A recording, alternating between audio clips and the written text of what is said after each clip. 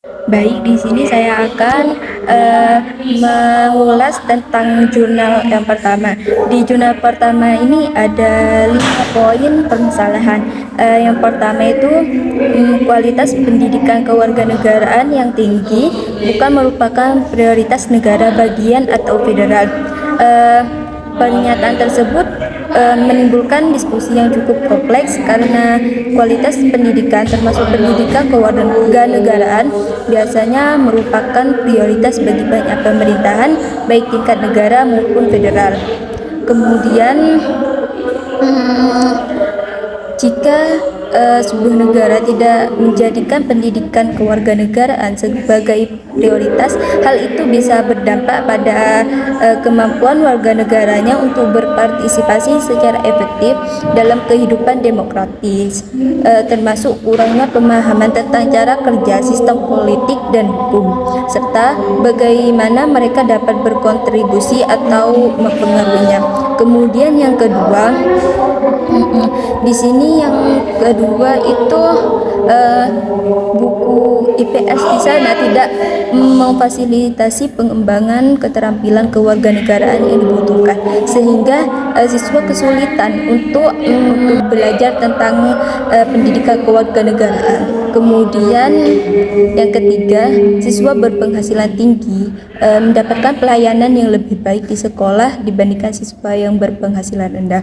Maksudnya di sini itu siswa yang memiliki prestasi tinggi dibandingkan dengan siswa yang memiliki prestasi rendah atau berpenghasilan rendah itu perlakuannya dibedakan oleh sekolah, sehingga siswa merasa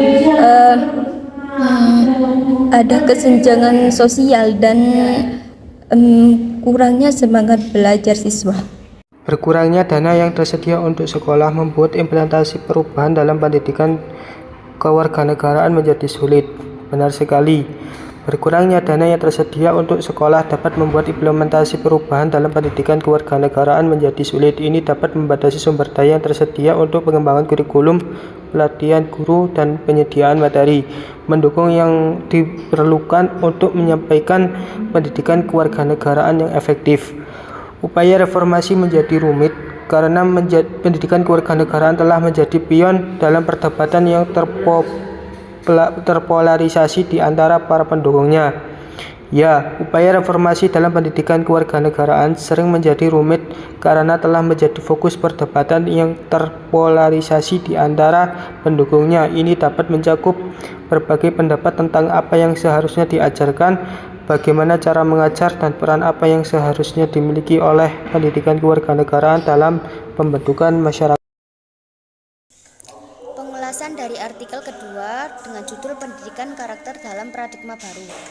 Pendidikan di Indonesia bertujuan untuk membentuk peserta didik yang menerapkan nilai-nilai Pancasila seperti kejujuran, keadilan, dan menghargai orang lain. Perjalanan pendidikan di Indonesia dari kurikulum KTSP ke kurikulum 2013 diharapkan membawa perubahan positif. Pentingnya pendidikan seimbang dan berkelanjutan dalam aspek kognitif, emosional, dan psikomotorik. Artikel ini menyoroti pendidikan kewarganegaraan dan karakter di Indonesia. Fokusnya adalah perspektif internasional tentang kebijakan pendidikan dan pengembangan karakter melalui pendidikan kewarganegaraan. Penelitian ini bertujuan menganalisis mengembangkan karakter siswa melalui kurikulum 2013 Pendidikan Kewarganegaraan. Kewarganegaraan di Indonesia bertujuan membina warga negara yang cerdas dan baik melalui pendidikan formal, informal, dan non-formal.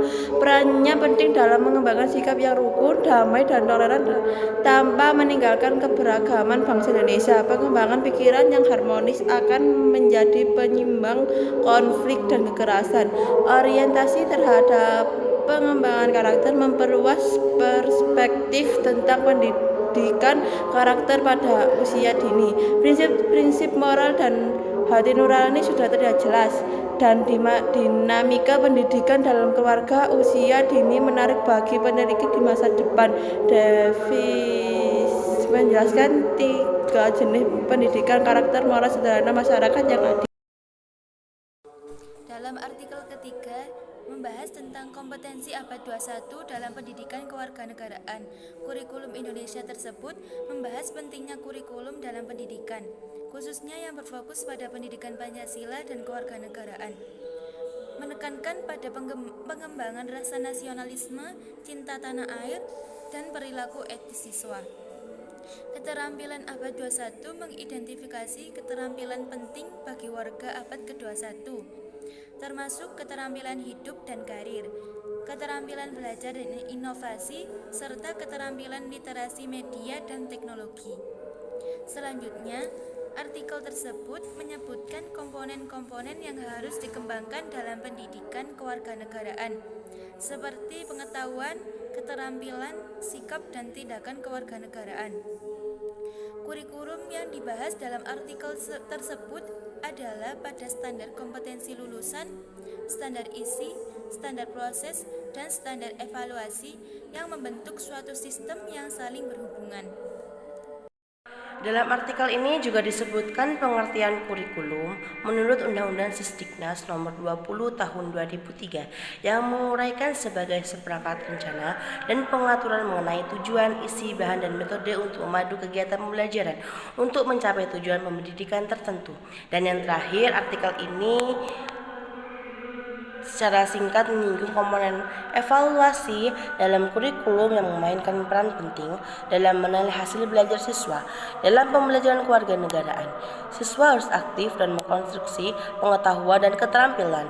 Proses pembelajaran perlu dioptimalkan dalam pengumpulan, pengolahan, dan komunikasi informasi. Penilaian pengetahuan dilakukan melalui tes tertulis atau lisan, sedangkan penilaian sikap dan keterampilan melalui tugas dan portofolio siswa.